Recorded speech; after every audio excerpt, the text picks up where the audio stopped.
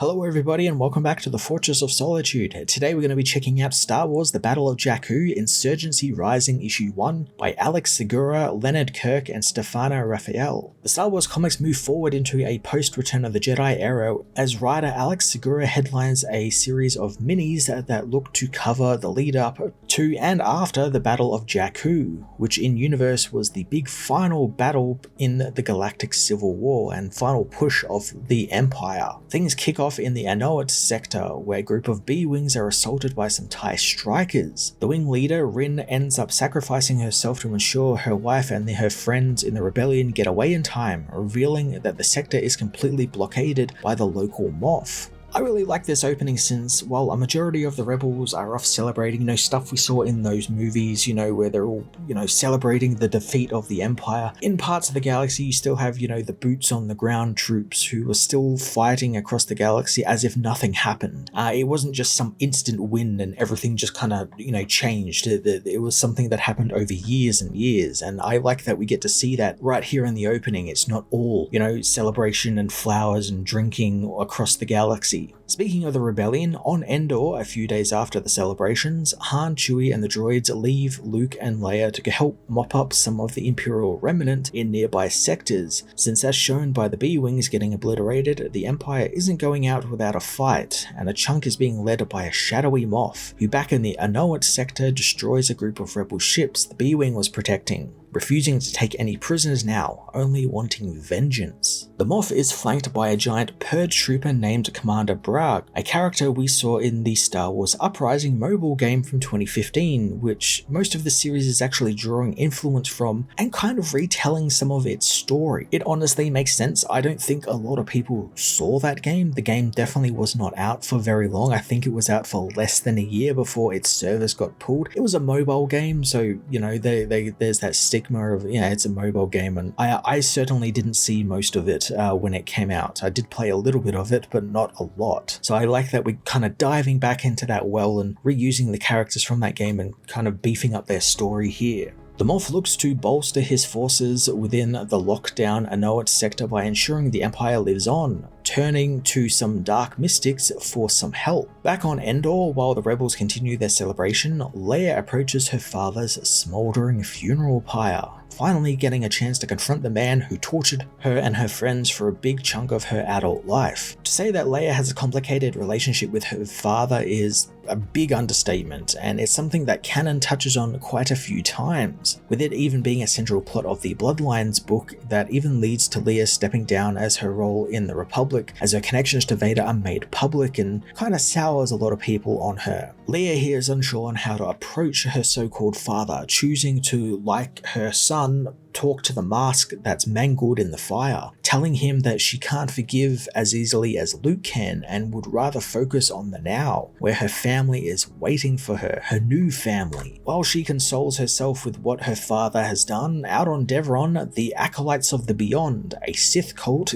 gather to commit their rituals as Reyna is summoned by Yupi Tashu, who is one of Palpatine's advisors we actually see in Return of the Jedi. He's one of those guys with those weird hats that you see just off to the side that you kind of want to know more about, but you never really do, or you never figure out they do much with them, but they actually do quite a fair bit with these guys. Tashu reveals that they need to bring balance back to the galaxy, and to do so, they must kill the Republic while it's still in its infancy. Reyna figures that this will be her task and why she has been summoned by the Moff to the Anoat sector in order to help him deal with the rebellion. Reyna might seem like a pretty stock standard villain character, and at the moment she is, but I'm really excited about her since she is an Anzati, a really cool race who I don't think get used quite a fair bit, but they are really damn cool. They have telepathic abilities and these weird tentacles that come out of their face and, wiggle their way up a victim's nose and into their brain and sort of eats their brain, like sucks it out of their head. It's so cool. It's such a cool idea for an alien race, and I hope we get to see a bit more of these characters pop up throughout here, and I like that our main character here in this book is one of these aliens. Hopefully we get to see her put those weird tentacles to use on someone. Thanks to being an Anzadi, a rather long-lived race, Reyna has an interesting outlook on the Empire, not really caring for something that in her lifetime existed for if but a flash, and everything in the galaxy comes and goes over and over in a cycle. So the Acolytes of the Beyond should be wary of this cycle and realize that their time might come, but then it also might go.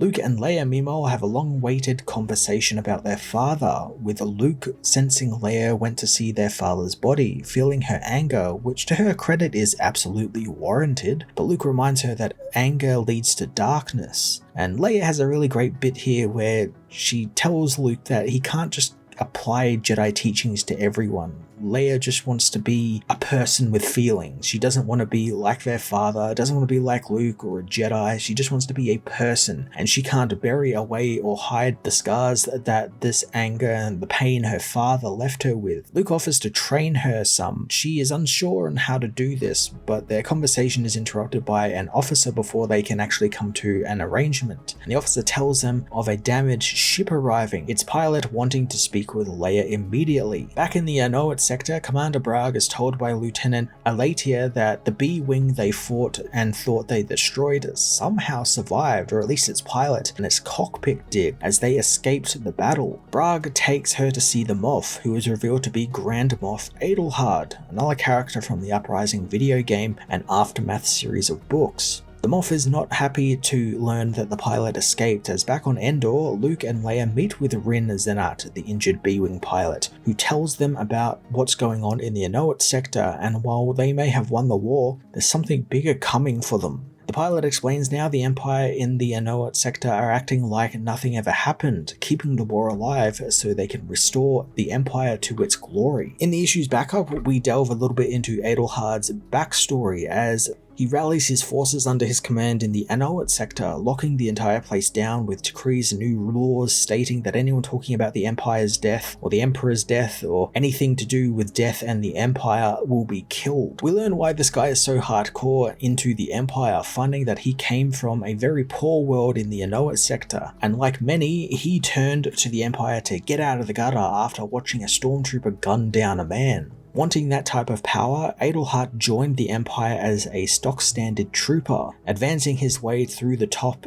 through various skirmishes until he was an officer aboard Grand Admiral Thrawn's ship, where he witnessed the Battle of Atolon, a battle which we actually saw the other side of in Star Wars Rebels. Segura does a good job showing just how the Emperor preys on the weak and desperate, manipulating them into seeing the Empire as like the only way out of their dead-end lives, and some, thanks to where they come from, wholly buy into it all, much like Adelhard did, and he just glommed on to that little bit of power that stormtrooper he saw gun down that poor innocent man had, and he wanted that. He knew if he had that, he would no longer be this poor destitute kid from this backworld planet. And I quite like that. I like that sort of idea in this villain, where he doesn't seem to have like malicious intent. It's more so that he just wants that power, and with that power comes him doing evil things, all in the service to get more power. And that's exactly what we see here, as eventually Adelhard commands his own ship, and he was sent back to the Anoat sector to deal with some dissidents on Anoat, the capital of that sector.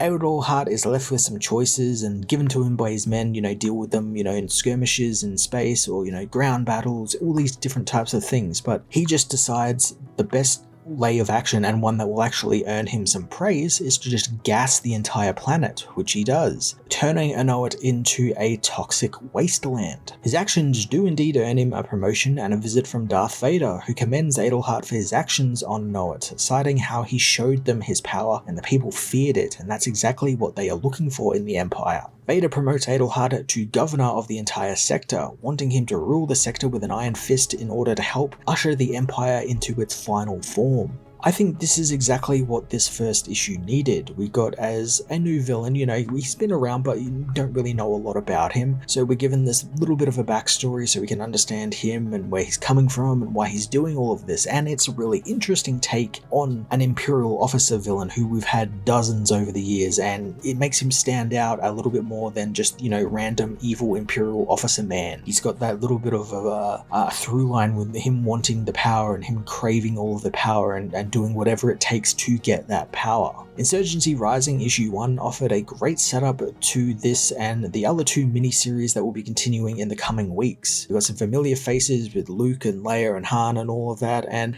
as well as the book is also borrowing heavily from the Aftermath novels and the Uprising mobile game from 2015, expanding the stories that we saw in those books and games and making them something of themselves and giving some of these new characters like Moff Adelhart a compelling backstory and a compelling through line with how he is a different villain compared to some of the other ones we've seen, and I'm really intrigued to see how he's going to tie into all of these different factors that we see leading up to the Battle of Jakku, like the observatories and Ray Sloan and all of these characters that all come together for that final Battle of Jakku, and I'm really looking forward to seeing how Alex Segura and his teams pull it off. I am going to give this issue an 8.5 out of 10.